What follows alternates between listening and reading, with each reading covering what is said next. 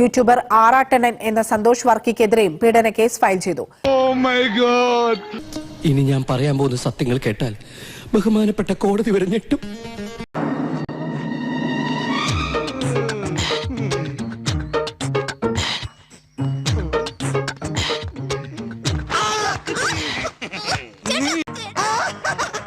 പെണ്ണിന്റെ ശബ്ദത്തിൽ പറ്റിക്കുന്നോടാ നിന്റെ ഒറിജിനൽ സൗണ്ട് ഞാൻ പുറത്തെടുക്കും.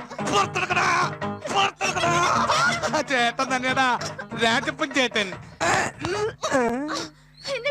എന്താടാ ഈ മസലി? ഞാനറിയാതെ നീ ജിമ്മി പോയി തുടങ്ങിയ ഏട്ടാ ഭയങ്കര. അവനാ ശിവൻകുട്ടി. ശിവകുട്ടിയോ? ഇതെന്റെ ഭാര്യ.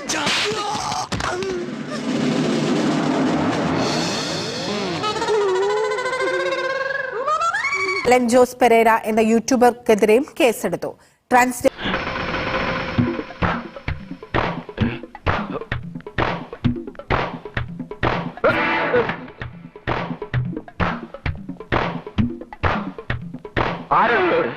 ഫോട്ടോ ഒക്കെ വലിച്ചെറിയുന്നത് ആ പെൺപിള്ളേർ ഉമ്മയോട് എല്ലാം പറഞ്ഞെന്നാ തോന്നുന്നത്. തോന്നണതല്ല, പറഞ്ഞു.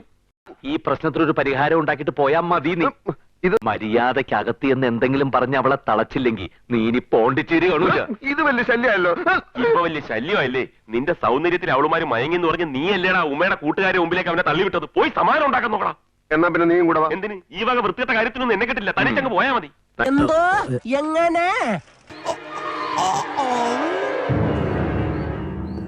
നീയായിരുന്നാ? ഞാൻ വിചാരിച്ചു പരിചയക്കാരൻ തോമസ് ചേട്ടനായിരിക്കും അല്ലേ? അവിടെ എന്തൊരു ബഹളം കേട്ടത്? അപ്പുറത്തെ വീട്ടുകാരായിട്ട് പരിചയപ്പെട്ടതാ.